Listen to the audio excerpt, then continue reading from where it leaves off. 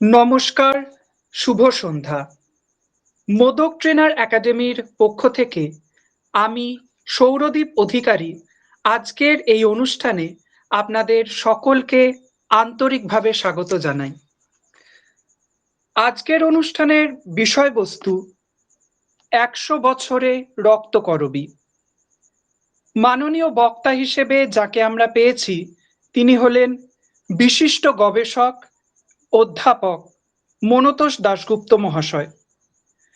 তিনি মোদক ট্রেনার একাডেমির অ্যাডভাইজারি বোর্ডের সদস্য, Ramakrishna mission institute of culture, Golpark, কলকাতার রামকৃষ্ণানন্দ চেয়ার প্রফেসর, প্রেসিডেন্সি কলেজে দীর্ঘ সময়কাল ধরে অধ্যাপনা করেছেন।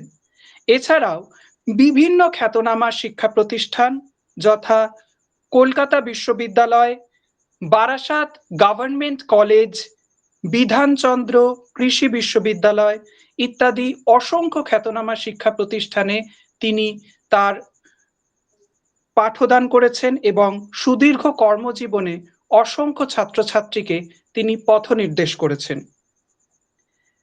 তার লেখা অসংখ্য পাঠকপ্রিয় গ্রন্থ রয়েছে, যেগুলির মধ্যে উল্লেখ্য কিছু গ্রন্থ হল শরৎ সাহিত্যে মৃত্যু, উপনিষদ বিজ্ঞানের আলোকে, ময়মনসিংহ গীতিকার শব্দতত্ত্ব প্রসঙ্গ, ধর্মবৃত্তান্ত, নোবেলজয়ী সিভি রামন, ব্রজের মধু, মধুর ব্রজ ইত্যাদি। মাননীয় অধ্যাপক মনতোষ দাশগুপ্ত মহাশয় তার দীর্ঘ কর্মজীবনে এবং কর্মজীবন থেকে অবসর নেওয়ার পরেও একজন নিষ্ঠাবান শিক্ষাপ্রতি হিসেবে অসংখ্য ছাত্রছাত্রীকে দিক নির্দেশনা করেছেন এবং তার গাইডেন্সে প্রচুর ছাত্রছাত্রী তাদের পিএইচডির গবেষণা সম্পন্ন করেছেন।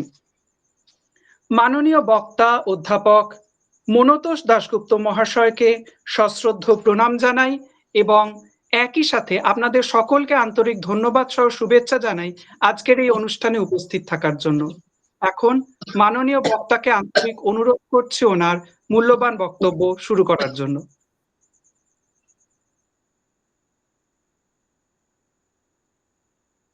শুভ সন্ধ্যা। আজকের এই অনুষ্ঠান শুনতে যারা এসেছেন, যিনি আমাকে পরিচয় করিয়ে দিলেন আপনাদের সঙ্গে,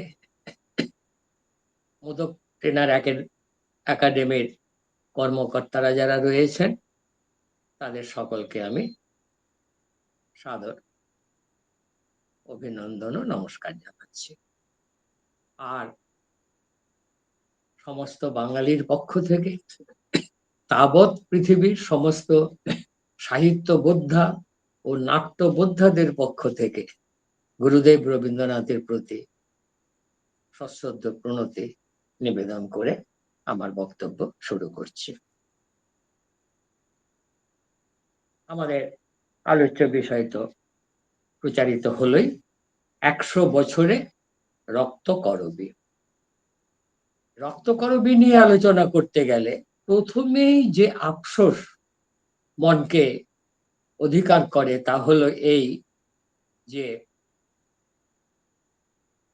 গুরুদেবের জীবৎকালে এর অভিনয় হলো না কেন। আর তার পরিচালনা অভিনয়ে সমৃদ্ধ রক্তকরবী যদি বঙ্গ রঙ্গমঞ্চ পেত, তবে কি একটা ঐতিহাসিক ঘটনা বলেই তা চিহ্নিত হয়ে থাকতো। বড় জানতে ইচ্ছে করে, যদি তিনি অভিনয় করতেন, কোন ভূমিকাটি তিনি পছন্দ করতেন। রাজা তো নিশ্চয়ই, আর নাটকের প্রকাশকালে তার বয়স ৬৫, রচনাকালে ৬৩।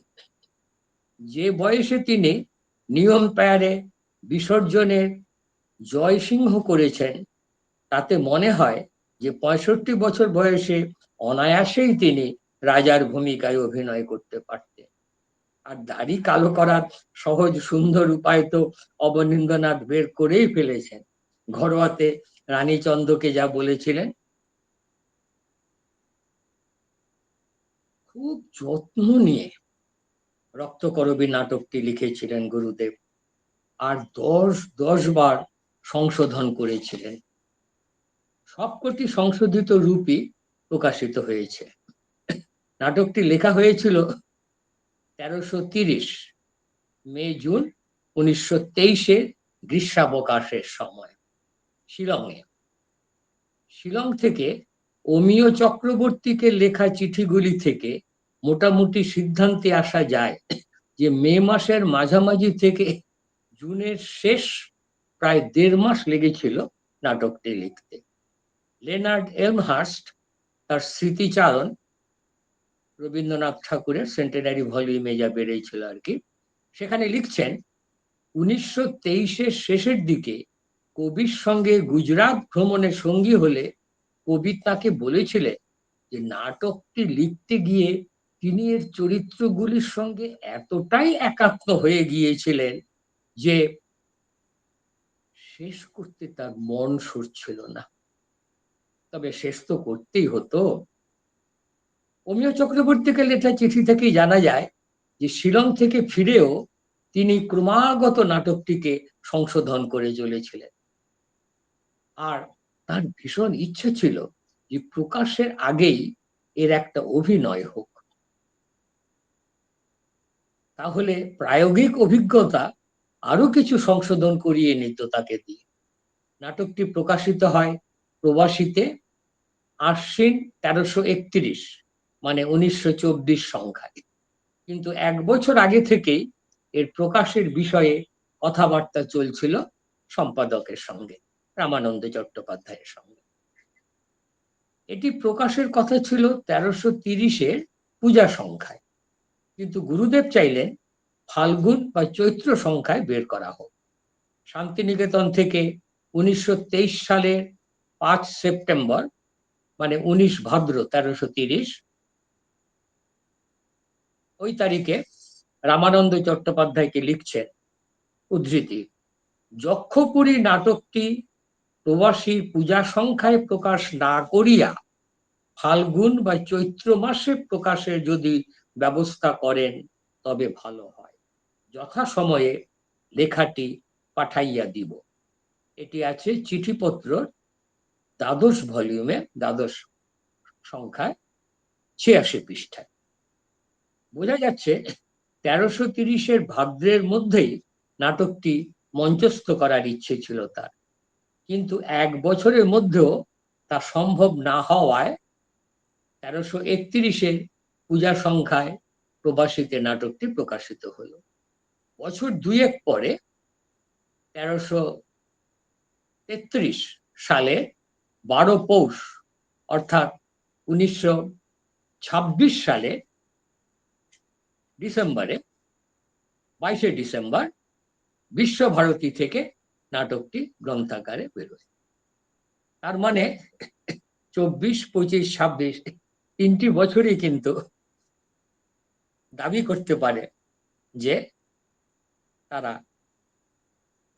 রক্তকরবীর 100 বছর চিহ্নিত করছে। লক্ষণীয়, চিঠিতে গুরুদেব যক্ষপুরী নাটকের কথা বলছে। হ্যাঁ, প্রথমে নাটকটির এই নামই ছিল, মাঝে আবার নাম পাল্টে হয় নন্দিনী। নায়িকা নন্দিনীর নাম প্রথমে ছিল খঞ্জনী বা খঞ্জন, তারপর আবার হয় সুনন্দা, শেষে দাঁড়ালো নন্দিনী। সন্দেহ নেই রক্তকরবী এবং নন্দিনী সেরা নাম। তবে এই নামে রবীন্দ্রনাথ এলেন কিভাবে? এতবার বদলে এই নামে এলেন কিভাবে?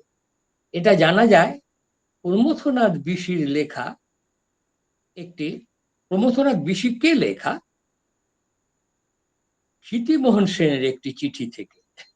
এটি উল্লেখ করেছেন বিশিমশায় তার রবীন্দ্র নাট্য প্রবাহের 2য় খণ্ডে। মৃত্যুর অল্প কিছুদিন আগে কথা প্রসঙ্গে গুরুদেব ক্ষিতিমোহন সেনকে বলেছিলেন, উদ্ধৃতি, আমার ঘরের কাছে একটি লোহা লক্কর জাতীয় আবর্জনার স্তূপ ছিল, তার নিচে একটি ছোট্ট করবী গাছ চাপা পড়েছিল। ওটা চাপা দেবার সময় দেখতে পাইনি। পরে লোহাগুলো সরিয়ে আর চারাটুকুর খোঁজ পাওয়া গেল না। কিছুদিন পরে হঠাৎ দেখি ওই লোহালক্কর ভেদ করে একটি সুকুমার করবী শাখা একটি লাল ফুল বুকে নিয়ে নিষ্ঠুর আঘাতে যেন তার বুকের রক্ত দেখিয়ে সে মধুর হেসে প্রীতি সম্ভাষণ জানালো। সে বলল, ভাই, মরিনি তো, আমাকে মারতে পারলে না তো? তখন আমার মনের মধ্যে এই বিষয়ে প্রকাণ্ড এক বেদনা দেখা দিল। নাটকটাকে তাই যক্ষপুরী, নন্দিনী, প্রকৃতি বলে আমার তৃপ্তি হয়নি, নাম দিলাম রক্ত করবী। খুব সুন্দর কথা। গুরুদেবের এই সুন্দর অভিজ্ঞতা আমার হয়েছিল 2004 সালে সুনামিতে বিধ্বস্ত আন্দামানে। 2009 সালে গিয়ে দেখি সমুদ্রের জলের ধারে পড়ে আছে শিকড় শুদ্ধ উপড়ানো একটি গাছ। গাছটি মনে হচ্ছিল মরেই গেছে, জীবনের বিন্দু মাত্র চিহ্ন ছিল না।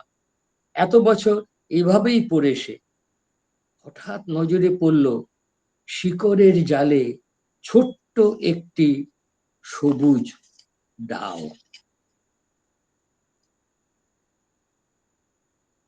সেদিনের ওপ্রানো শিকড়ের জালে বেরিয়ে পড়ে। সেই সময় এই ঘটনাটি আমাকে এত নাড়া দিয়েছিল যে আমি একটি কবিতা লিখেছিলাম। তার একটু অংশ হচ্ছে এই। সেদিনের ওপ্রানো শিকড়ের জালেই বেরিয়ে পড়ে একদিন সবুজ সতেজ বৃক্ষ শিশু, শয়তানটাকে ব্যঙ্গ করে, সমুদ্রকে বুড়ো আঙ্গুল দেখায়। সমুদ্র হেসে জানায় অভিনন্দন, পুরো যে আজ মরমে মরে থাকার দিন শেষ। এখানে উল্লেখযোগ্য যে বাংলায় নাটকটির গ্রন্থাকারে প্রকাশের আগে নাটকটির ইংরেজি অনুবাদ প্রকাশিত হয়ে গিয়েছিল, যার নাম আপনারা সবাই জানেন, রেড অলিয়েন্ডার্স, 1925-এ। তার আগে Visva Bharati quarterly review volume 2 number 2 1924, এতে 1925-এ এটি লেনার্ড এলমহার্স্টকে উৎসর্গ করা হয়েছিল। রবীন্দ্রনাথের রক্তকরবী অভিনয়ের প্রয়াস সফল না হওয়ার মূলে ছিল নন্দিনীর উপযুক্ত কাউকে না পাওয়া। তবে বেশ কয়েকবার তিনি নন্দিনী বা এই নাটকটি পাঠ করেছিলেন, কখনো আংশিক, কখনো বা সম্পূর্ণরূপে। তবে এই নাটকটির মঞ্চাভিনয়ের মধ্য দিয়ে অভিনয়ের এবং মঞ্চসজ্জা ও মঞ্চকারুর নতুন ধারা প্রবর্তনের যে ইচ্ছা তার ছিল তা সফল হয়নি। এই ইচ্ছা এতটাই প্রবল হয়েছিল যে তিনি নিজে না পেরে শিশির কুমার ভাদুরীকে বললেন এর অভিনয় করতে, কিন্তু তাও বাস্তবে পরিণত হয়। তবে হ্যাঁ, 1934 সালে 6 এপ্রিল নাটকটির একটি অভিনয় হয়েছিল নাট্য নিকেতন রঙ্গমঞ্চে, দ্য টেগোর ড্রামাটিক গ্রুপ, 1 নম্বর দ্বারকানাথ ঠাকুর স্ট্রিট, কলকাতা। এর উদ্যোগে বিহারের ভূমিকম্প পীড়িত মানুষের সাহায্যার্থে এর অভিনয় হয়। রবীন্দ্রনাথ নিজে দর্শক রূপে উপস্থিত ছিলেন। স্মারক পুস্তিকায় অবনীন্দ্রনাথ লিখিত ভূমিকা মুদ্রিত হয়েছিল। মূল নাটকে দৃশ্য বিভাগ না থাকলেও অবনীন্দ্রনাথ নাটককে 3টি ভাগে ভাগ করে পরিচায়িকা লিখেছিলেন। সেই লেখাটির প্রসাধনী সংশোধন করে দিয়েছিলেন রবীন্দ্রনাথ নিজে এবং স্বতঃপ্রবৃত্ত হয়ে। প্রবীণ ঠাকুর ছবি লেখে কথাটার সত্যতা প্রতিপন্ন হয় যখন দেখি শেষ পর্যায়টুকুতে অবনীন্দ্রনাথ কেমন অল্প দুই একটি কথার আঁচড়ে নাটকটি নির্যাস এবং মধুর করুণ দৃপ্ত উপসংহার প্রকাশ করেছেন। উদ্ধৃত করছি, উদ্ধৃতি। শক্তি দেবীর কাছে অসংখ্য বলির মধ্যে রঞ্জন ও কান হারানো। তখন আর সইল না, নন্দিনী উঠল রুদ্রাণী হয়ে। জাল থেকে বেরোলো রাজা, অন্তহীন সংগ্রহের মোহ গেল ছুটে। বিদ্রোহ ঘোষণা করেছে নিজেই নিজের বিরুদ্ধে। মুক্তির প্রবল আবেগ, আবেগের প্রবল ঝটিকা, নিরুদ্ধ শক্তির বিরাট ভূকম্পনের মধ্যে যক্ষপতির জয়যাত্রা শুরু হলো নন্দিনীর হাতে হাত রেখে মৃত্যুর তরুণদ্বার উত্তীর্ণ হয়ে। ভেঙে পড়ল যক্ষপুরীর সেই জয়ধ্বন, সেই ধ্বজধন। আবার বলছি, ভেঙে পড়ল যক্ষপতির সেই ধ্বজদণ্ড, যা পৃথিবীর মর্মকেন্দ্রে বিদ্ধ হয়েছিল আর সেভাবেই দাঁড়িয়েছিল। আকাশে ছিন্ন ভিন্ন একটা গন্ধর্ব নগরীর মধ্যে মিলিয়ে গেল যক্ষপুরী হাওয়ায় হাওয়ায়। যে কবর থেকে উঠেছিল সেই পুরী, সেই কবরেই তরিয়ে গেল বিরাট মিথ্যা। ভাঙন আঁকড়ে দাঁড়িয়েছিল একটা পাত্র রক্তকরবী গাছ, সবুজ পাতায় ছাওয়া, শুকনো মাটিতে মেলে দিয়ে নিজেকে। দু একটা অতিরিক্ত আঁচড়ে নাটকের মর্মস্থল থেকে আরো কিছু কথা বেরিয়ে এসেছে ওই লেখায়। সন্দেহ নেই, রক্তকরবী গুরুদেবের আধুনিকতম নাটক, যার বক্তব্য এখনো অতিমাত্রায় প্রাসঙ্গিক। এগিয়ে যাওয়া, এগিয়ে থাকা সময়ের কথা বলছে এই নাটক। নতুন যুগের অরুণোদয়কে লক্ষ্য করে দীপ্ত মধ্যাহ্নের দিকে শ্রমজীবী মানুষের দৃপ্ত পদসঞ্চার এই নাটকে ধ্বনিত হয়েছে। মানুষের মাহাত্ম্য, মানুষের বিজয়, মানুষের সংগ্রাম যে নিরবচ্ছিন্ন বহমানতার ইতিহাস সৃষ্টি করেছে, তারই উজ্জ্বল ও কৃতজ্ঞ স্মরণ মানুষের ভাবনায়। তাই গুরুদেব নিজেও বিভিন্ন সময় বিভিন্ন উপলক্ষে এই নাটকের মর্মকথা নিয়ে বলেছেন বা লিখেছেন। না, তা দেখার আগে আমরা দেখে নিই আমাদের কি ভাবনা। এর বক্তব্য বা উপসংহার আমাদের মনে কি ধরনের ভাবনা জাগিয়ে তোলে, তারপরে না হয় মিলিয়ে নেওয়া যাবে গুরুদেবের বক্তব্যের সঙ্গে। অবশ্য নাটকের বক্তব্যের বিষয়ে একটা ধারণা গুরুদেব দিয়েই রেখেছেন প্রস্তাবনায়। যখন নাটকের নাম ছিল নন্দিনী, তখন এর অংশের শীর্ষক ছিল প্রস্তাবনায়। পরে রক্তকরবীতে এর নাম হয় নাট্য পরিচয়। এটি কিন্তু শেক্সপিয়ারের নাটকের প্রোলগের মতো নয়। সেখানে নাটকের পাত্রপাত্রীদের কেউ বা সূত্রধার এটি বলবে। রক্তকরবীতে এটি হয় যবনিকা উত্তোলিত হওয়ার আগে নেপথ্যে ভাসিত হবে, অথবা নাট্যকার বা পরিচালক বা অন্য কেউ বলবেন। স্মারক পুস্তিকাতেও লেখা থাকতে পারে। গুরুদেব নিজে এই নাটক মঞ্চস্থ করলে কি করতেন তা তো আর জানার অবকাশ নেই। তবে দেখা যাচ্ছে যে সংস্কৃত নাটকের সূত্রধারের ভূমিকা থেকেও এটি কিন্তু পৃথক। যাই হোক, দেখা যাক এখানে কি বলা হয়েছে।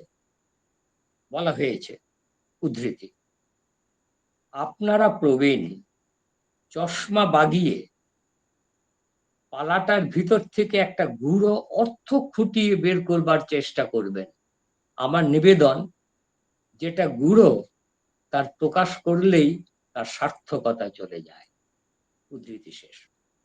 অর্থাৎ স্বীকার করে নেওয়া হলো যে একটা গূঢ় অর্থ আছেই এর মধ্যে। রক্তকরবীকে সাংকেতিক বা সিম্বলিক নাটক বলা হয়। খুব গুরুত্বপূর্ণ একটি বার্তা দেওয়া হয়েছে এই নাটকে। এই বার্তা শুধুমাত্র সমসাময়িক কালের মধ্যেই সীমাবদ্ধ নেই। ইতিহাসের বিভিন্ন সময়ে মানুষের আচরণের মধ্যে নাটকের ঘটনা আনুরূপ্য দেখা গিয়েছে। শুধু তাই নয়, একটা নির্দিষ্ট সময়ে পৃথিবীর বিভিন্ন প্রান্তে এই জিনিস দেখা যায়। বর্তমান সময়টাই তো সেই সাক্ষ্য দেয়। তবে প্রস্তাবনাটি একটু বড়, নাট্য পরিচয় অনেকটাই ছোট, নাটকের ভূমিকা হিসেবে মাপসই। প্রথমটি ওই উপর্যুক্ত গূঢ় অর্থের আভাস দিয়ে রামায়ণের কাহিনীর সঙ্গে নাটকটির বিষয়ে সাযুজ্য টেনেছে। রামায়ণের দুই বিপরীত সত্তার দ্বন্দ্ব রয়েছে। গুরুদেবের কথায় রাম হলো আরাম, শান্তি, আর রাবণ হলো চিৎকার, অশান্তি।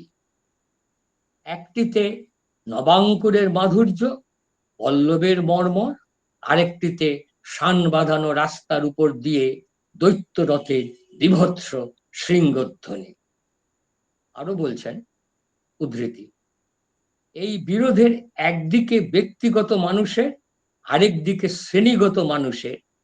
রাম ও রাবণ একদিকে দুই মানুষের ব্যক্তিগত রূপ, আরেক দিকে মানুষের দুইটি শ্রেণীগত রূপ। উদ্ধৃতি শেষ। গুরুদেব বলছেন, উদ্ধৃতি, আমার নাটকটাও একই কালে ব্যক্তিগত মানুষের আর শ্রেণীগত মানুষের। এই অবশ্য শেষের কথা, আরো একটু বিশ্লেষণ আছে আগে। তিনি রামায়ণের ঘটনাবলীর সঙ্গে নাটকের ঘটনার সাদৃশ্য দেখিয়েছেন। রাবণের ধর্মাচরণের মধ্যে মানব কন্যা সীতা এসে পড়ে ধর্মকে জাগিয়ে তুললেন। তার নাটকেও এমনি এক কন্যা নন্দিনী আবির্ভূত হয়েছে। আর সংকেত পাওয়া গেছে যে অধর্মের বিরুদ্ধে যুদ্ধের সূচনা হবে।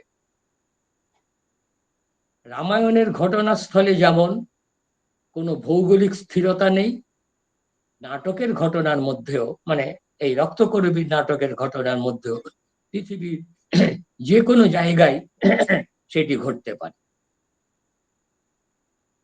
তিনি একটা আভাস দিয়েছেন স্থানটি, নাটকের মধ্যে এটি আরো প্রকাশিত। আর যে সংগ্রাম, তা হলো কৃষি ও যন্ত্র সভ্যতার মধ্যে। তার ভাষায়, মানে গুরুদেবের ভাষায়, কর্ষণজীবী ও আকর্ষণজীবীর মধ্যে। আর যে দানবীয় লোভের কাছে কৃষি আত্মবিস্মৃত হচ্ছে, তা হলো রামায়ণে যা মায়ামৃগ রূপে দেখা দিয়েছিল। রামায়ণে এই লোভ যে বিপর্যয় ঘটিয়েছিল সীতা ও রামের জীবনে, তেমনটাই ঘটেছে বর্তমান যুগে। গ্রামে পঞ্চবটির ছায়ে শীতল কুটির ছেড়ে চাষিরা টিটাগড়ের চটকলে মরতে আসছে। অর্থাৎ চটকলের, উদ্ধৃতি শেষ, অর্থাৎ চটকলের শ্রমিকদের মধ্যেও কিন্তু সুখ নেই। লোভী মালিকদের হাতে তারাও নিষ্পেষিত। তবে কি এমন কোন নেতা যদি আসে, যদি বলে কিষাণ মজুর এক হয়ে শোষণের বিরুদ্ধে লড়তে, যদি বলে শৃঙ্খল ছাড়া তাদের হারাবার কিছু নেই,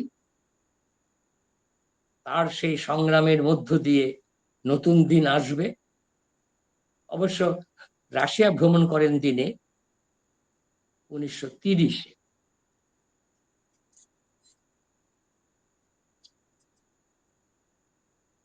একটি মোক্ষম কথা বলেছেন গুরুদেব, আধুনিক সমস্যা বলে কোনো, উদ্ধৃতি, আধুনিক সমস্যা বলে কোনো পদার্থ নেই। মানুষের সব গুরুত্বের সমস্যাটাই, মানুষের সব গুরুতর সমস্যাটাই চিরকালীন। উদ্ধৃতি শেষ। সৌন্দর্যও তেমনি চিরকালীন। তার ভাষায়, উদ্ধৃতি, মাটি খুঁড়ে যে পাতালে খনিজ ধন খোঁজা হয়, নন্দিনী সেখানকার নয়। মাটির উপরিতলে যেখানে প্রাণের, যেখানে রূপের নৃত্য, যেখানে প্রেমের লীলা, নন্দিনী সেই সবুজ সুখের, সেই সহজ সৌন্দর্যের। উদ্ধৃতি শেষ। রক্তকরবী নাটকের নাট্য পরিচয়ে রামায়ণের সঙ্গে কাহিনীগত সাদৃশ্যের কথা কিন্তু আনেননি গুরুদেব। ঘটনাস্থল হিসেবে মঞ্চরূপের বর্ণনা দিয়েছেন, চরিত্রগুলির অল্প পরিচয় দিয়েছেন, আর নাটকের কাহিনীর সামান্য আভাস দিয়েছেন। ঘটনাস্থল হলো যক্ষপুরী। এর রাজার কোনো নাম নেই, সবাই এর একটা ডাকনাম দিয়েছে, মকর রাজ। নাটকের মধ্য থেকে জানা যায় এই নামকরণের কারণ। উদ্ধৃতি, এটি নাটকের এক পাত্রের মুখে আছে। মকরের দাঁত খাঁজে খাঁজে বড় পরিপাটি করে কামড়ে ধরে। মকর রাজ স্বয়ং ইচ্ছে করলেও তাকে আলাদা করতে পারে না। রাজমহলের বাইরে দেয়ালে একটা জালের জানালা আছে। সেই জানালার আড়াল থেকে মকররাজ সব দেখতে পায়, সবার সঙ্গে কথা বলে। এমন অদ্ভুত ব্যবহারের কারণ কেউ জানে না। নাটকে সবকিছু ঘটে যাচ্ছে এই জালের জানালার বাইরের বারান্দায়। ভিতরে কি হচ্ছে তা সামান্যই জানা যাচ্ছে।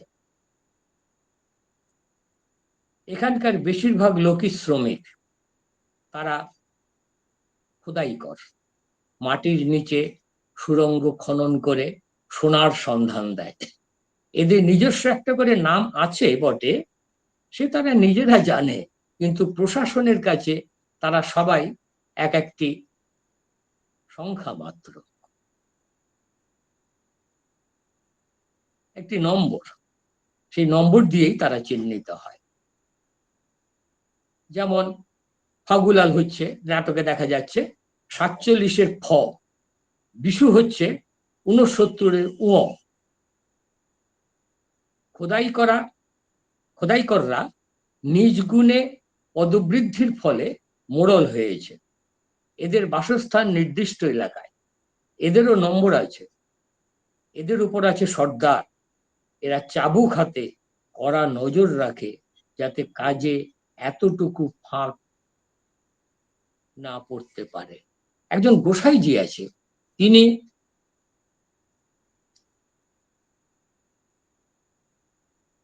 নাম গান করেন, এটি নাটকের মধ্যে একটি পাত্রের কথা।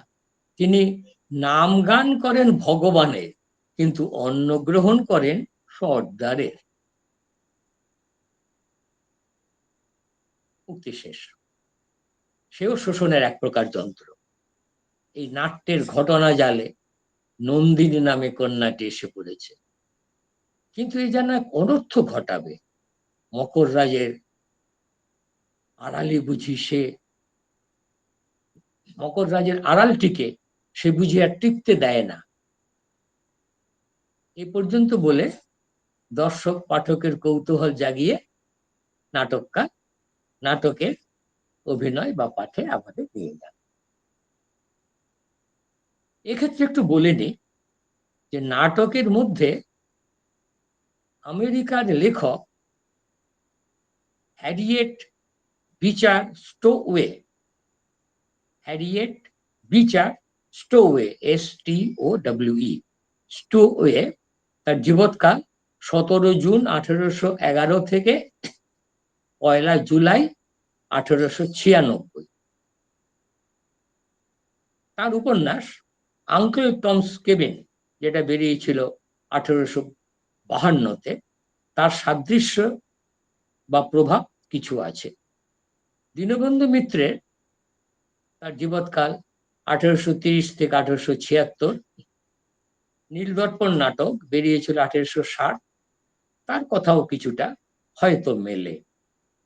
আরেকটা পুরানো স্মৃতিও মনে আসে এই নম্বর চিহ্নিত শ্রমিকের কথায়। ভিক্টর হিউগো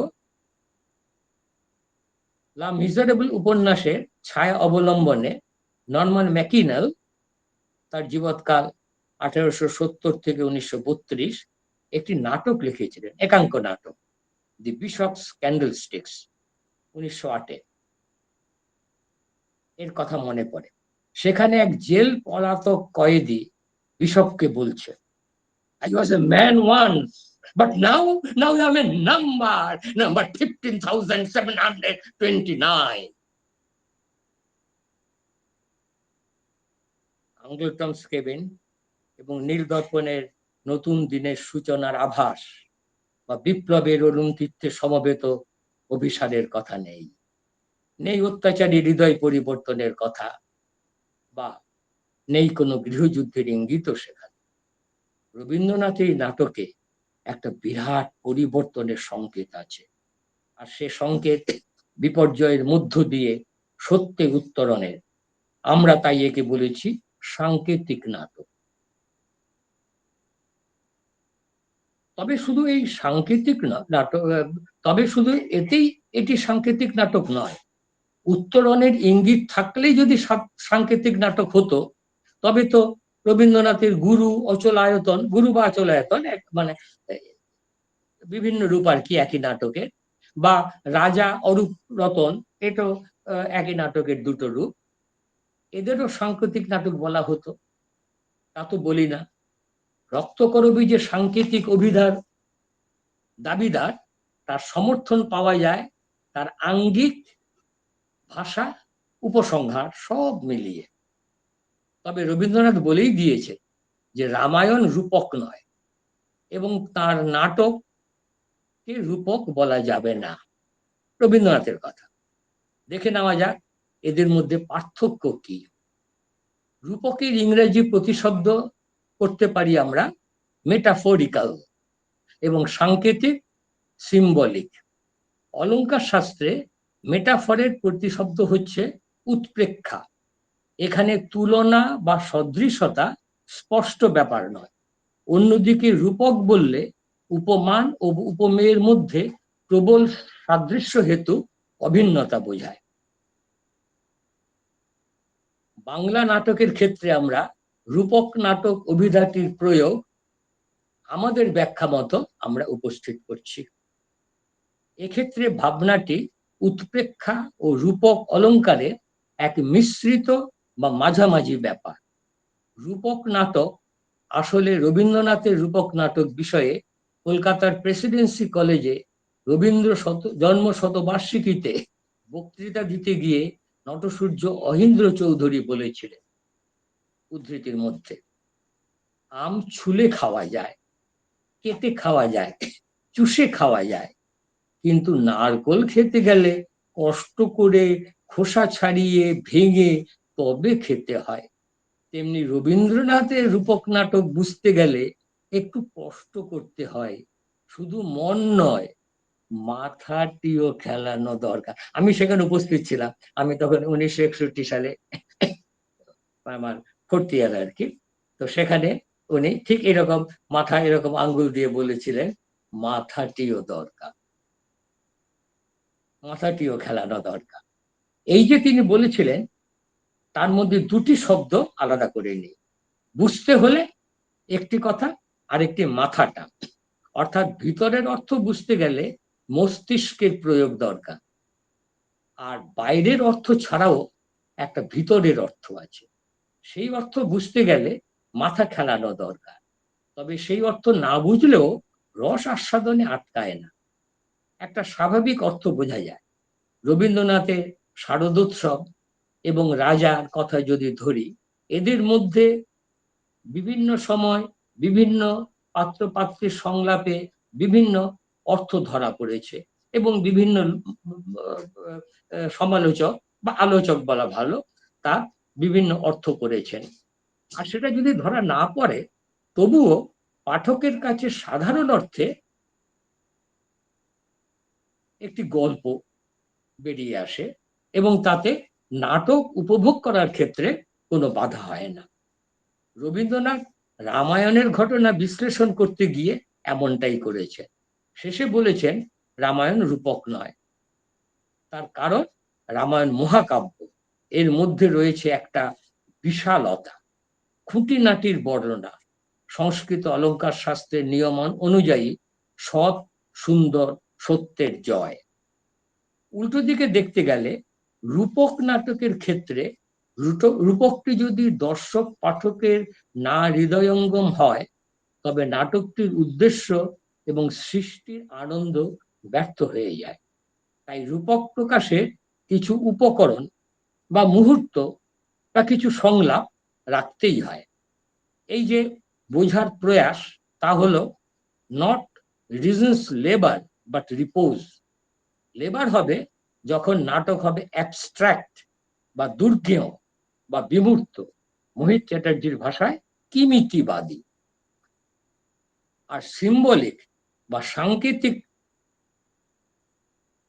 নাটককার তার বক্তব্যের বাচ্যার্থ বা লক্ষ্যার্থের বাইরে একটি ব্যঙ্গার্থের উপস্থিতি রাখবে। ব্যঙ্গার্থ পাঠক দর্শকের রুচি, বোধ, কল্পনা শক্তি অনুযায়ী বিভিন্ন হতে পারে। তা নাটককারের নির্দিষ্ট করা অর্থের সঙ্গে মিলতেও পারে বা তাকে অতিক্রম করে নতুন দোতনার আভাস এনে দিতে পারে, আবার পুরোটা না ধরাও থাকতে পারে। পাশ্চাত্যে বলা হয় এই সাংকেতিকতা বা সিম্বলিজমের সূচনা চার্লস পিয়ের বদলেয়ার, ফরাসি কবি, সমালোচক, প্রাবন্ধিক, তার জীবৎকাল 1821 থেকে 1867। তার কবিতা দি ফ্লাওয়ার্স ডেভিল, ফ্লেওর্স দুমেল, 1857 বেরিয়েছিল। পরবর্তীকালে আর্থার রিমবার্ড 1854-1891, পল ভ্যালাইন 1844-1896, স্টোফান মালারমে 1842-1898, এডগার অ্যালেন পো 1809-1849 জীবৎকাল, এদের মাধ্যমে আন্দোলন ছড়িয়ে পড়ে। এই আন্দোলনের নাম ছিল সিম্বলিজম মুভমেন্ট। এই আন্দোলনের মূল কথা হলো এই যে কবিতা বা সৃষ্টির মধ্যে প্রবেশ মানুষের মন ও বহির্জগতে এবং আত্মিক ও প্রাকৃতিক জগতের মধ্যেকার প্রণালীবদ্ধ অনন্য বিপরীত এবং সংযোগকারী সম্পর্কের রূপ। লক্ষ্য করলে দেখা যাবে রক্তকরবী নাটকে এর সবকটি লক্ষণ। আবার বলছি, প্রণালীবদ্ধ, অনন্য, রেসিপ্রোকাল, বিপ্রতীপ এবং সংযোগকারী রূপ লক্ষ্য করা যাবে। রক্তকরবী নাটকে এর সবকটি লক্ষণ লক্ষণীয়ভাবে উপস্থিত। নাটকে শুরু হচ্ছে নন্দিনী ও কিশোরের কথোপকথন দিয়ে। কিশোর নন্দিনীকে কারণে অকারণে ডাকে, তার ডাকতে ভালো লাগে। কাজে ফাঁকি দিয়ে সে নন্দিনীর প্রিয় রক্তকরবী খুঁজতে গিয়ে অনেক খুঁজে জঞ্জালের পেছনে একটি মাত্র গাছ পেয়েছে। ওই সেই রবীন্দ্রনাথের কেন রক্তকরবী নাম, সেই ঘটনাটা মনে পড়ছে। দেখুন, তার ডাকতে ভালো লাগে। কাজে ফাঁকি দিয়ে সে নন্দিনীর প্রিয় রক্তকরবী খুঁজতে গিয়ে জঞ্জালের পিছনে একটি মাত্র গাছ পেয়েছে। কাউকে সে সন্ধান দেবে না, এমনকি নন্দিনীকেও নয়। নন্দিনীর জন্য রক্তকরবীর উপহার আনার অধিকার সে নিজের করে রাখতে চায়। এর জন্য সে কর্তৃপক্ষের আদেশ অমান্য করে শাস্তি নিতেও রাজি। এসে গেল রক্তকরবীর কথাটা। কেন এই ফুল নন্দিনীর প্রিয়, কি এর তাৎপর্য, তা জানার জন্য পাঠক বা দর্শক উৎসুক হয়ে পড়েন। এ কিসের প্রতীক? আর প্রকাশ পায় নন্দিনী যক্ষপুরীর মানুষের কত প্রিয়, কত আপনার। অধ্যাপক ঢোকে। অধ্যাপক ও নন্দিনীর সান্নিধ্যে নিজেকে নতুন করে চিনে নিতে চায়। নন্দিনী তার কাছে যক্ষপুরীতে আলোর ডাক, এখানে ধুলার নারীর ধন, সোনা নিয়ে কারবার। আর নন্দিনী আলোর দূতি। তাকে দেখে অধ্যাপকের মন চঞ্চল হয়ে ওঠে।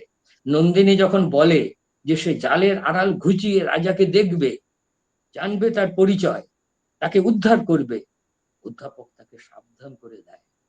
এদের কথার মধ্য দিয়েই জানা যায় আরকাঠিরা যেমন খনির জন্য লোক সংগ্রহ করে, নন্দিনী ও রঞ্জনের জোর ভেঙে নন্দিনীকে নিয়ে আসা হয়েছে ঠিক তেমনি ভাবে যক্ষপুরীতে।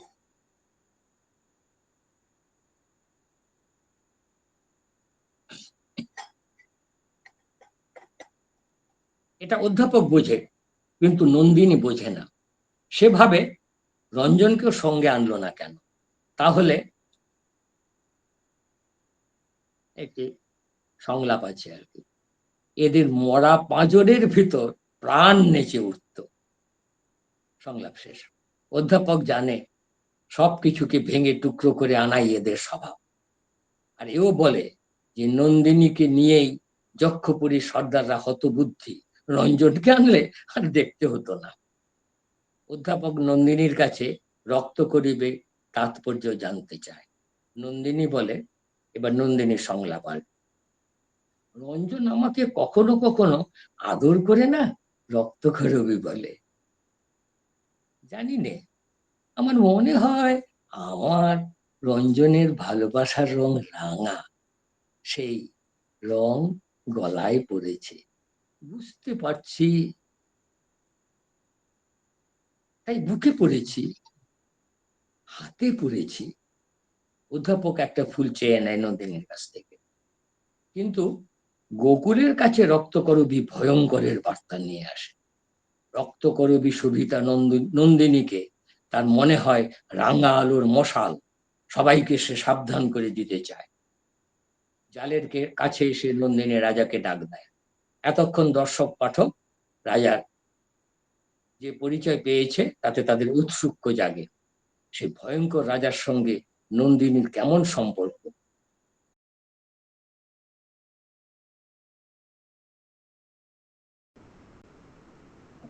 জালের কাছে এসে নন্দিনী রাজাকে ডাক দেয়। এতক্ষণ দর্শক পাঠক রাজার যে পরিচয় পেয়েছেন তাতে তাদের উৎসুক্য জাগে যে ভয়ঙ্কর রাজার সঙ্গে নন্দিনীর সম্পর্ক কেমন। নন্দিনী ভেতরে ঢুকতে চায়, রাজা রাজি হয় না, স্বাভাবিক। নন্দিনী রাজার মন আকর্ষণ করতে চায় গানের দ্বারা। পৌষ তোদের ডাক দিয়েছে, আয়রে চলে আয়। রাজার মনের মধ্যে দ্বন্দ্ব বেঁধে যায়। সে নন্দিনীর স্বরূপ বুঝতে চায়, তাই ক্ষমতা দম্ভে সে চায় নন্দিনীকে হাতের মুঠোয় পেতে, তাকে উল্টিয়ে পাল্টিয়ে ভেঙে চুরে ফেলতে চায়। মনের মধ্যে কিন্তু সে বড় অসহায়। বলে রাজার উক্তি, তোমার ওই রক্ত করবীর আভাটুকু ছেকে নিয়ে আমার চোখের অঞ্জন করে পড়তে পারি নে কেন? সামান্য পাপড়ি কটা আঁচল চাপা দিয়ে বাধা দিয়েছে, তেমনি বাধা তোমার মধ্যে কোমল বলেই এত কঠিন। ভিতরে ভিতরে সে খুব ক্লান্ত, যদিও বাইরে সবার কাছে সে ভীষণ ভয়ঙ্কর। অথচ অবাক মনে নন্দিনীর মধ্যে, অবাক সে মানে যখন নন্দিনীর মধ্যে দেখে সেখানে আছে বিশ্বের বাঁশিতে নাচের সেই ছন্দ, যে জাগে সেই ছন্দ। নন্দিনী জানায় রাজাকে যে রঞ্জন এলে তার জন্য ছুটির খবর নিয়ে আসবে। আর রঞ্জনের কথা আসতেই সে আনন্দে উজ্জ্বল হয়ে উঠে বলে, সংলাপ, যাচ্ছে কিন্তু, বলে গেলুম, আমার রঞ্জন আসবে, আসবে, আসবে, কিছুতেই তাকে ঠেকিয়ে রাখতে পারবে না। খোদাইকররা দেখা যায়, খোদাইকরদের দেখা যায়, ওই যে আগে বলা হয়েছে ওরা সবাই নম্বর চিহ্নিত। ফাগুলাল আসে, বিশু, গোকুল আসে, ফাগুলালের স্ত্রী চন্দ্রাকেও দেখা যায়, সন্ধ্যা, সর্দার, মোড়ল আসে। বিচিত্র সব এদের প্রকৃতি। কাজের মধ্যে থেকে এরা সব যেন যন্ত্র। এক সময় এরা ছিল সবুজ গায়ের কোলে সহজ সরল মানুষ। এখন মোড়লের গোপন নজরদারি এবং কঠিন চাবুক ও কঠোর তত্ত্বাবধানে থেকে সেই সরলতা এদের মধ্য থেকে উধাও।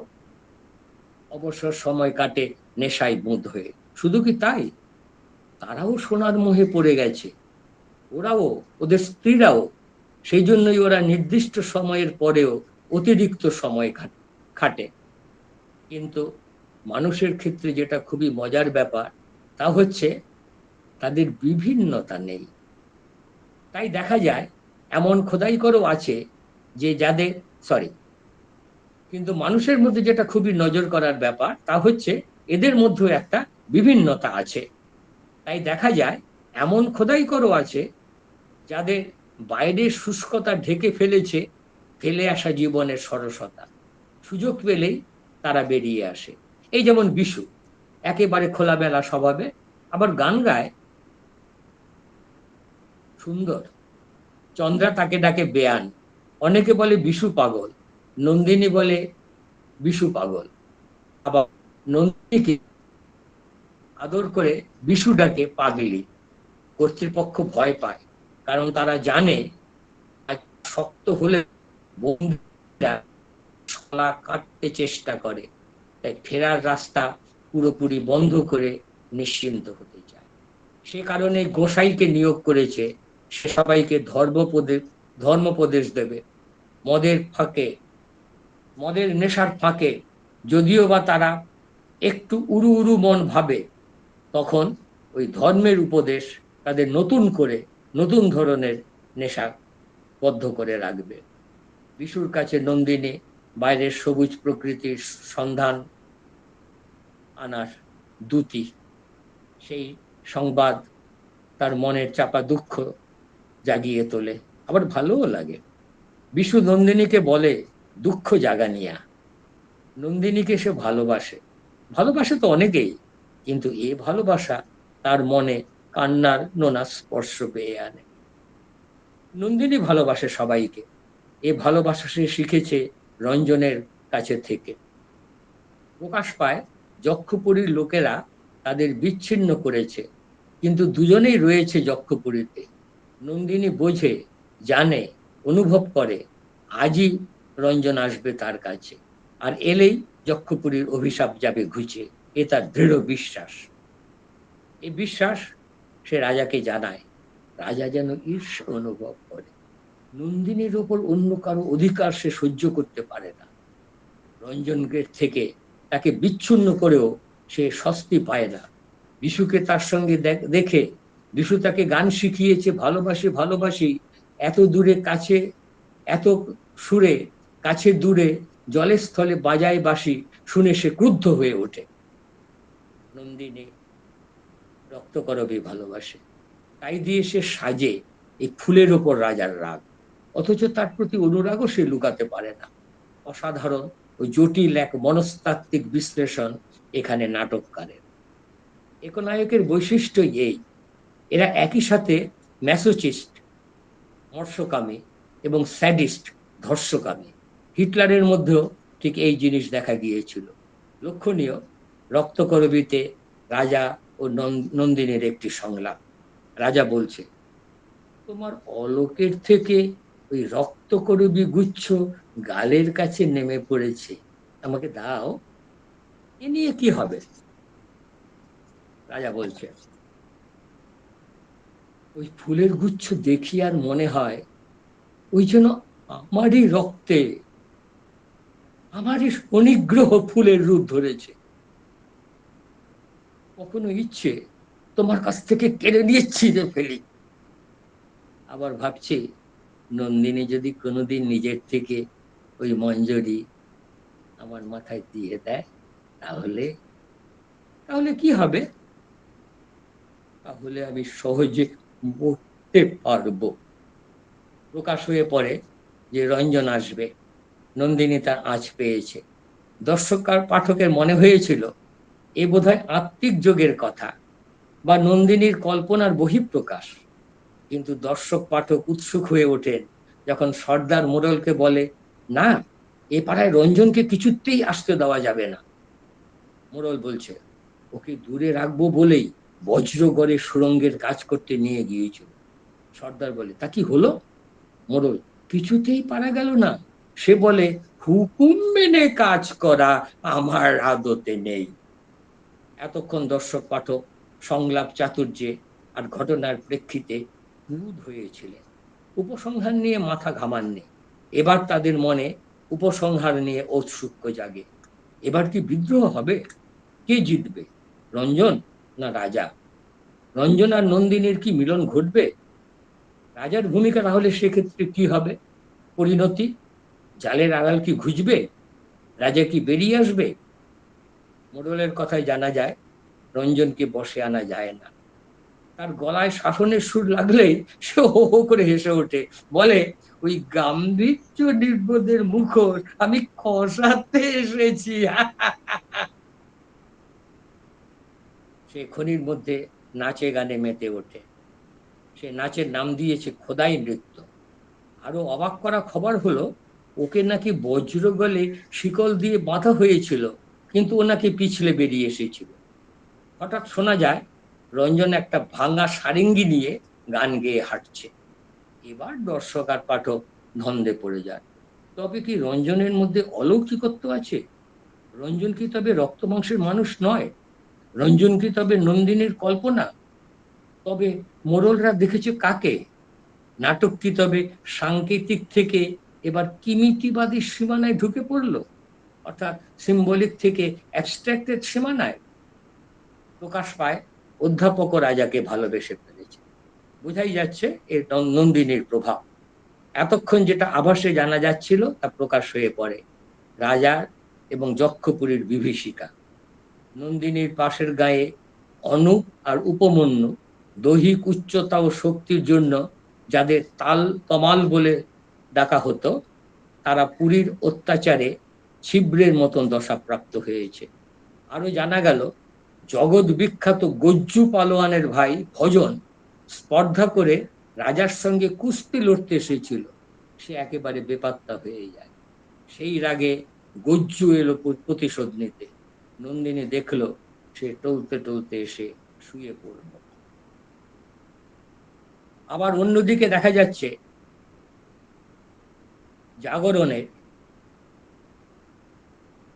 বন্ধনকে অগ্রাহ্য করে দুঃসাহস, শিকল ভাঙ্গা স্বপ্ন দেখার দুঃসাহস দেখানোর লগ্ন এসে গেছে। নন্দিনী ক্ষিপ্ত হয়, জানালায় ঘা দেয়, বলে, শোনো শোনো রাজা, কোথায় তোমার বিচারশালা? তোমার এই জালের আড়াল ভাঙবো আমি। কিশোর জানায় প্রহরীরা বিশুকে এই পথ দিয়ে নিয়ে আসছে। নন্দিনী অবাক হয়ে দেখে ওর হাতে হাত করি, ওকে চাবুক মারা হয়েছে।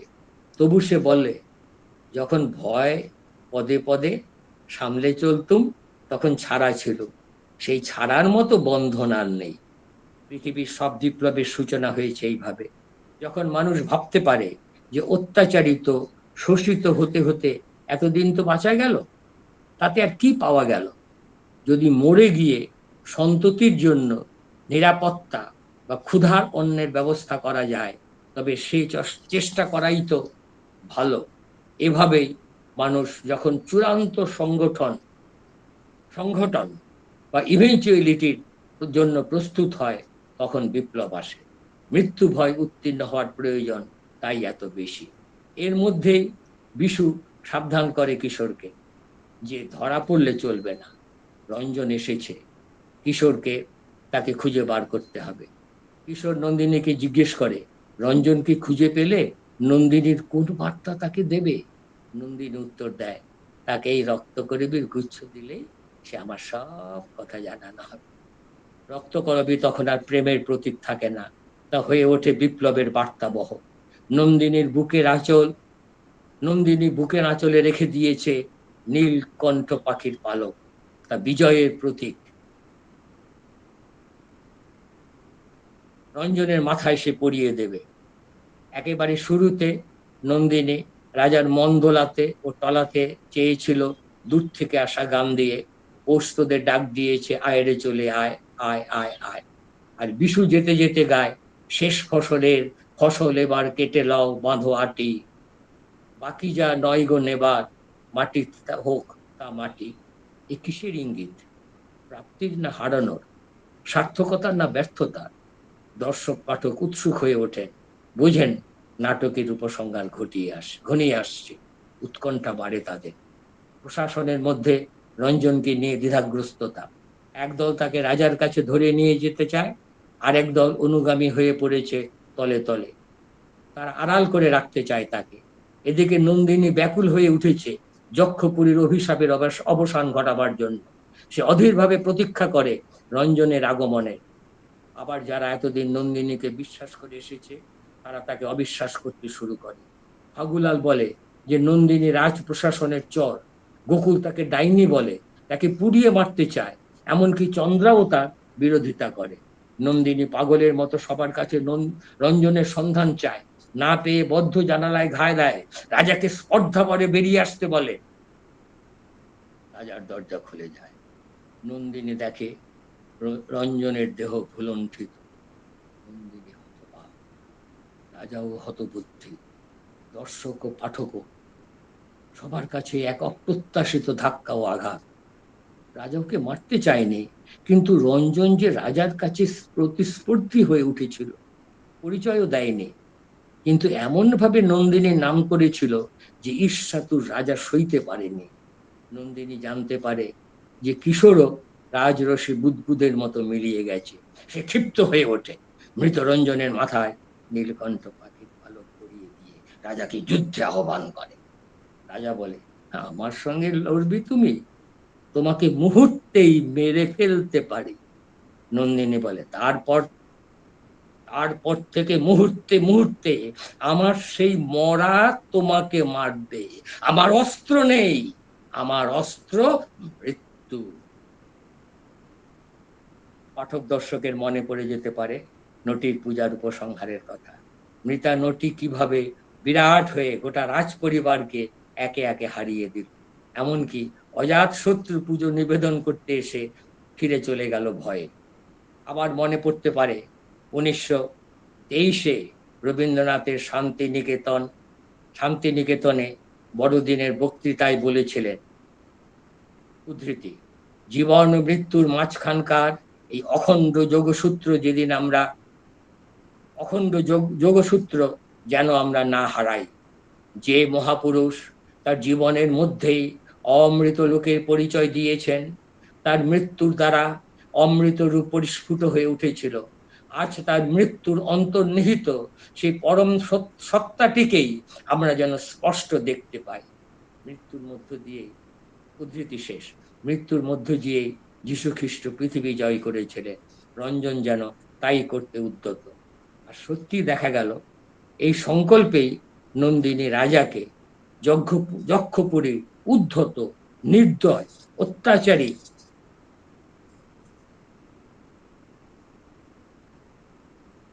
অতিচারী রাজাকে জয় করে ফেলে। রাজা বলল, তাহলে এসো, সাহস আছে আমাকে বিশ্বাস করতে? চলে এসো আমার সঙ্গে, আজ আমাকে তোমার সাথী করবো নন্দিন। লক্ষ্য করার বিষয়, রাজা নন্দিনীকে কাছের মানুষ করে তাকে সম্বোধন করছে নন্দিন বলে। আরো লক্ষ্য করার বিষয়, রাজা নন্দিনীকেই অধিনায়কত্বের দায়িত্ব দিল। নন্দিনী বলছে, কোথায় যাব? রাজা, আমার বিরুদ্ধে লড়াই করতে, কিন্তু আমারই হাতে হাত রেখে। বুঝতে পারছো, সেই লড়াই শুরু হয়েছে। এই আমার ধ্বজা, আমি ভেঙে ফেলি এর দণ্ড, তুমি ছিঁড়ে ফেলো এর কেতন। আমারই হাতের মধ্যে তোমার হাত এসে আমাকে মারুক, মারুক, সম্পূর্ণ মারুক, তবেই হবে আমার মুক্তি। অপূর্ব একটা চিরকালীন সত্য রাজার এই উক্তির মধ্য দিয়ে প্রকাশিত। অত্যাচারী রাজার যে প্রশাসন চক্র তৈরি করে তার মধ্যে সে নিজেই একসময় আটকে পড়েছিল, ইচ্ছা করলেই সেই চক্রের বিরুদ্ধে যেতে পারত না। এটা ঠিক যে তারই শাসনে, অঙ্গুলি হেলনে সব শাস্ত্রী মন্ত্রীরা চলে, কিন্তু রাজা যদি তারই তৈরি করা নিয়মের বিরুদ্ধে যায়, যার ফলে এই শান্তি মন্ত্রীদের স্বার্থে ঘা লাগে, তবে এরাই রাজার বিরুদ্ধে যাবে।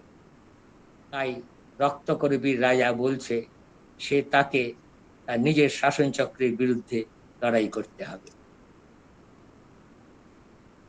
রাজা সঙ্গে পেল তাদের, যারা এতদিন অত্যাচারিত হয়ে এসেছে।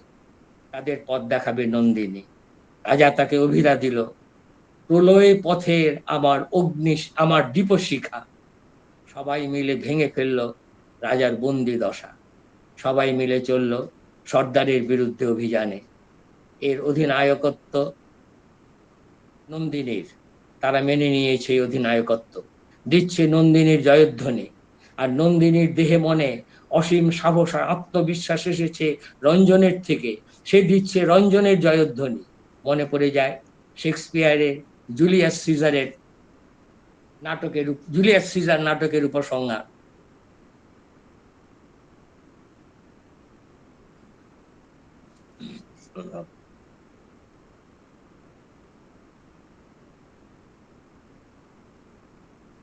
মনে পড়ে যায় শেক্সপিয়ারের জুলিয়াস সিজার নাটকের উপসংহার,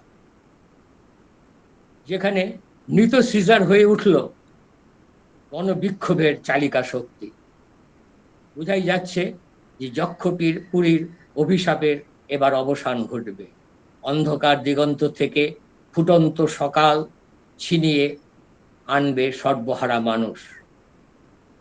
নাটকের উপসংহার আসন্ন, দর্শক পাঠক বুঝতে পারছেন, কিন্তু তাদের কৌতূহল এখন চরমে পৌঁছেছে যে তারা নাটকের মধ্যেই মুদ হয়ে আছেন। শেষের কথা তারা ভাবতেই পারছেন না। ওই রবীন্দ্রনাথ কিছুতেই নাটক শেষ করতে চাইছিলেন না, শেষ করতে পারছিলেন না। দর্শকও বোধহয় ভাবছেন যে নাটক শেষ না হোক। তবুও একটু জিজ্ঞাসা উকিদাই বইকে, নন্দিনীর কি হবে? রাজা এরা কি মারা যাবে? এদের রক্তে পিচ্ছিল পথেই কি আসবে আকাঙ্ক্ষিত মুক্তি? এদের মৃত্যুই বা হবে কিভাবে? তবে কি গৃহযুদ্ধ বাঁধবে? পাত্রপাত্রীদের সংলাপ থেকে এমন অনেক প্রশ্ন ভাবনা উঠে আসে। ফাগুলা যেমন বলছে অধ্যাপককে, রাজা তো ওই গেল মরতে, সে নন্দিনীর ডাক শুনেছে। অধ্যাপক বলছে, তার জাল ছিঁড়েছে, নন্দিনী কোথায়? ফাগুলাল বলছে, সে গেছে সবার আগে, তাকে আর নাগাল পাওয়া যাবে না। অধ্যাপক বলছে, এইবারই পাওয়া যাবে, আর এড়িয়ে যেতে পারবে না, তাকে ধরবো। আবার বিশু বন্দিশালা থেকে বেরিয়ে এসেছে, বন্দিরা সব চলেছে লড়তে, সে খুঁজতে এসেছে নন্দিনীকে। ফাগুলাল তার প্রশ্নের উত্তরে বলে, সে গেছে সকলের আগে। বিশু বলছে, কোথায়? ফাগুলাল বলছে, শেষ মুক্তিতে। বিশু, দেখতে পাচ্ছ ওখানে কে শুয়ে আছে? বিশু, ও তো রঞ্জন। ধুলায় দেখছি ওর রক্তের লেখা। বিশু, বুঝেছি, ওই তাদের পরম মিলনের রক্ত করবি। এবার আমার সময় এলো একলা মহাযাত্রা। হয়তো গান শুনতে চাইবি আমার পাগলি। আয়রে ভাই, এবার লড়াইয়ে চল। ফাগুলা, জয় নন্দিনীর জয়।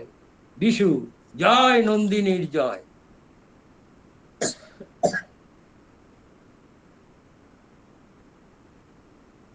ফাগুলাল, আর ওই দেখো ধুলাই লুটোচ্ছে তার রক্তকরবীর কঙ্কন, ডান হাত থেকে কখন খসে পড়েছে, তার হাতখানি আসছে রিক্ত করে দিয়ে চলে গেল। বিশু, তাকে বলেছিল তার হাত থেকে কিছু নেব না, এই নিতে হলো তার শেষ দান। দূরে তখন গান শোনা যাচ্ছে, পৌষ তোদের ডাক দিয়েছে, আয়েরে চলে আয়, ধুলার আঁচল ভরেছে আজ পাকা ফসলে। অনেক প্রশ্ন তুলে, অনেক সম্ভাবনার কথা তুলে, নতুন দিনের আশা ও সম্ভাবনার আশ্বাস দিয়ে নাটকের এখানেই শেষ। পাঠক দর্শক বুঝতে পারেন না তাদের মনের অবস্থাটা কি। একটা মন কেমন করা শূন্যতা, একটা কান্না মাখা ভালো লাগা, একটা অপূর্ণ পূর্ণতার উপলব্ধি, যাকে ব্যাখ্যা করা যায় না। কানে বাজছে ফাগুলাল ও বিশুর কথা। ফাগুলাল বলেছে, তার হাতখানি আসছে রিক্ত করে দিয়ে চলে গেল। অর্থাৎ নিজের সবটুকু সে নিঃশেষে দান করে বিদায় নিল। আর বিশু বলছে, এই নিতে হলো তার শেষ দান। বোঝা যাচ্ছে তারা ধরে নিয়েছে বোধহয় ঠিকই নন্দিনীকে আর পাওয়া যাবে না। রক্তকরবী হয়ে উঠল বিপ্লবী নেত্রীর বুকের রক্তে রাঙা রাঙা করে অনুসারীদের উদ্দেশ্যে দেওয়া তার মহামূল্যবান উপহারের প্রতীক। সেই উপহারের নাম মুক্তি। পৌষ ডাক দিয়েছে, বোঝাই যাচ্ছে ঘটনাকাল শীত ঋতু। এবার কঠোর শৈত্যের অবসান হবে, আসবে সুন্দর আনন্দময় ঋতুরাজ বসন্ত। রাজা হয়েও যে বৈরাগী, জালের আড়ালে রাজার মতো স্বৈরাচারী এক নায়ক নয়, মাঠের ফসলে সে দেখে সকলের অধিকার, অর্থাৎ স্বৈরতন্ত্রের অবসান ঘটবে, আসবে জনগণতন্ত্র, সাধারণতন্ত্র, স্থাপিত হবে কল্যাণকামী রাষ্ট্রের ভিত। এমন নাটক উপসংহৃত করা নাটককারের পক্ষে বেশ কঠিন, সন্দেহ নাই। তাই নাটককার রবীন্দ্রনাথ অনেক কথা পরিষ্কার করে দিয়ে আবার অনেক কথা আবছায়াতে ঢেকে রেখে শেষ করে দিলেন, বুঝলো যে জানো সন্ধান। এখানে জুলিয়াস সিজারের সঙ্গে রক্তকরবীর পার্থক্য। শেক্সপিয়ার নাটকে বোঝা গিয়েছিল সিজারের মৃত্যুর পরে কি ঘটবে, আর ব্রুটাসের মৃত্যুর পরেই বা কি ঘটবে। রোমের শাসন কার্য পরিচালিত হতো 3 জন সদস্য দিয়ে গঠিত এক পরিষদের দ্বারা। এদের নাম ছিল ট্রায়ামভিরস। সিজারের মৃত্যুর পর তাই ছিল, ব্রুটাসের মৃত্যুর পরেও তাই হবে, শুধু ট্রায়ামভিররা বদলে যাবে। কিন্তু যক্ষপরিতে ঘটবে শাসনতন্ত্রের ভোলবদল। তাই রক্তকরবীর ঘটনা বিশেষ কোনো স্থান বা অঞ্চলকে নির্দিষ্ট করছে না। এ হলো সাধারণভাবে বলা এক জনগণের বৈপ্লবিক অভ্যুত্থানের কথা, যা এই পৃথিবীতে অনেকবার ঘটেছে, আরো বহুবার ঘটবে। তবে নাট্য পরিচালকদের ক্ষেত্রে দেখা যাচ্ছে এই উপসংহারকে বর্ণময় করতে চেয়েছেন তারা নানানভাবে। রক্তকরবীর অভিনয় বললেই উল্লেখ করতে হয় শম্ভু মিত্রের পরিচালিত বহুরূপীর নাটকটির কথা। প্রথম অভিনয় 1955 সালে। সেখানে নন্দিনীকে দ্রুত বেরিয়ে সংগ্রাম করতে দেখা গিয়েছিল। একবিংশ শতকের প্রথম দিকে গৌতম হালদার দেখিয়েছেন শেষ শেষে মঞ্চে পড়ে থাকে নন্দিনীর মৃতদেহ। আবার অনেকে দেখিয়েছেন নন্দিনীর অধিনায়কত্বে সবাই মিলে স্লোগান তুলেছে, হাত থেকে বেরিয়ে গেলে প্রয়োগকর্মের সময়ে সৃষ্টিকে নিজের মতো ব্যাখ্যা দিয়ে পাল্টে নেবার স্বাধীনতা প্রয়োগ শিল্পীর ক্ষেত্রে স্বীকার করে নিলেও বলতে হয় যে শম্ভু মিত্রের পরিকল্পিত উপসংহারই গুরুদেবের ভাবনার সবচেয়ে বেশি কাছাকাছি। আক্ষেপ থেকে যায় যদি অন্তত একটা অভিনয় গুরুদেবের ভাবনার প্রকাশ সুধীজনের স্মৃতিতে ধরা থাকতো। তা তো হলো না, তিনি তো অভিনয় করতেই পারলেন না তার নাট্য সম্ভারের শ্রেষ্ঠ এই অবদানটির। শিশির কুমার ভাদুরীও যদি তার পরিকল্পিত পঞ্চাভিনয় করতে পারতেন। এবার নাটকের বক্তব্যে আসা যাক। পৃথিবীর যেখানে ছোট বড় যেসব অভ্যুত্থান, বিপ্লব, বিদ্রোহ ঘটেছে, দর্শক পাঠক তার ছায়া দেখতে পাবেন এই নাটকে। সে ফরাসি বিপ্লব বা বাস্তিল দুর্গের পতন হোক, জারতন্ত্রের বিরুদ্ধে বলশেভিকদের আন্দোলন হোক, ভিয়েতনাম বা বাংলাদেশের যুদ্ধ হোক, ম্যান্ডেলার সংগ্রাম হোক, রক্তকরবীতে তার ছায়া দেখা যাবে, বা তাদের মধ্যে রক্তকরবীর ছায়া। অর্থাৎ এই হলো সংগ্রামের এক সাধারণ কাহিনী, যেখানে অত্যাচারিত মানুষ অত্যাচারের বিরুদ্ধে গর্জে উঠেছে চিরপুরাতন অথচ চিরনূতন ভাবে। ইতিহাসে অনেকবার ঘটেছে, ভবিষ্যতেও ঘটবে। তাই তো দেখি সত্যজিৎ রায়ের হীরক রাজার দেশে তো রক্তকরবীর ছায়া। তবে মনে হতেই পারে গুরুদেবের কি কোনো বিশেষ উপলক্ষে মনে হয়েছিল নাটক বিশেষ উপলক্ষ মনে হয়েছিল নাটকটি লেখার সময়? নিশ্চয় অনেকে তাকে জিজ্ঞাসা করবেন বিভিন্ন সময় বিভিন্ন উপলক্ষে। তাই তিনি নাটকটি বিষয়ে বক্তব্য রেখেছেন অনেক জায়গায়। বিশ্বভারতী কোয়ার্টারলি অক্টোবর 1925 সংখ্যায় বিস্তারিত ব্যাখ্যা দিয়েছিলেন। লেখাটির নাম ছিল রেড অলিয়েন্ডার্স অথার্স ইন্টারপ্রিটেশন। এর শুরুটা ছিল এরকম: some few criticism of my red oleanders have appeared in the English papers have convinced that to a considerable portion of my readers in England this play of mine seems obscure in meaning. তিনি স্বীকার করে নিচ্ছেন, I should make it clear that it has a definite meaning which can legitimately claim literary expression. অবশ্য বলাই বাহুল্য, নাটকটি পড়লে বা দেখলে যে কেউ এটা বুঝে নিতে পারে। এরকম বহু জায়গাতে তিনি বিভিন্নভাবে এর কথা বলেছেন। আর রক্তকর্মীর আরেকটা বিশেষ বৈশিষ্ট্য লক্ষণীয়, তা হচ্ছে নারী শক্তিকে শ্রদ্ধা জানানো। এই দুদিন আগেই নারী দিবস আন্তর্জাতিক নারী দিবস উপলক্ষে আমরা সুন্দর একটি উপস্থাপনা শুনেছি। এই রবীন্দ্রনাথ এখানে নারী শক্তিকে শ্রদ্ধা ও প্রাধান্য দিয়েছে। নন্দিনী যক্ষপুরীর অত্যাচারী রাজাকে জালের বাইরে নিয়ে এসেছে, তাকে তারই প্রশাসনের বিরুদ্ধে আন্দোলনে সামিল করেছে। এদিকে অঙ্গুলি নির্দেশই করেছেন গুরুদেব নিজেই। অমিয় চন্দ্র চক্রবর্তীকে একটি চিঠিতে তিনি লিখেছিলেন, পশ্চিম যাত্রা ডায়েরিতে যেটি সংকলিত হয়ে প্রকাশ পেয়েছে, প্রবাসী পত্রিকায় বেরিয়েছিল 1331-32 28 সেপ্টেম্বর 1924 কলম্বো থেকে লিখেছেন তিনি, নারীর ভিতর দিয়ে বিচিত্র রসময় প্রাণের প্রবর্তনা যদি পুরুষের উদ্যমের মধ্যে সঞ্চারিত হবার বাধা পায়, তাহলেই তার সৃষ্টিতে যন্ত্রের প্রাধান্য ঘটে। তখন মানুষ আপনার সৃষ্ট যন্ত্রের আঘাতে কেবলই পীড়া দেয়, পীড়িত হয়। এই ভাবটা আমার রক্তকরবী নাটকের মধ্যে প্রকাশ পেয়েছে। যক্ষপুরে পুরুষের শক্তি প্রবল হয়ে মাটির তলা থেকে সোনার সম্পদ ছিন্ন করে আনছে। নিষ্ঠুর সংগ্রহের লুব্ধ চেষ্টায়, তাড়নায় প্রাণের মাধুর্য সেখান থেকে নির্বাসিত।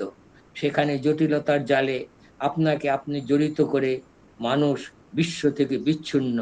তাই সে ভুলেছে আনন্দের দাম বেশি, ভুলেছে প্রতাপের মধ্যে পূর্ণতা নেই, প্রেমের মধ্যে পূর্ণতা। সেখানে মানুষ দাস করে রাখার মধ্যে প্রকাণ্ড সেখানে মানুষকে দাস করে রাখবার প্রকাণ্ড আয়োজনে মানুষ নিজেকেই বন্দি করে রেখেছে।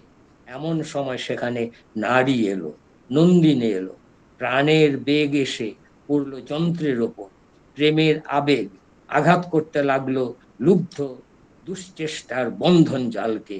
তখন সেই নারী শক্তির নিগুড় প্রবর্তনায় বন্দি করে পুরুষ নিজের রচিত কারাগারকে ভেঙে ফেলে প্রাণের প্রবাহকে বাধা মুক্ত করার চেষ্টায় প্রবৃত্ত হলো। এটাই এই নাটকে বর্ণিত হয়েছে।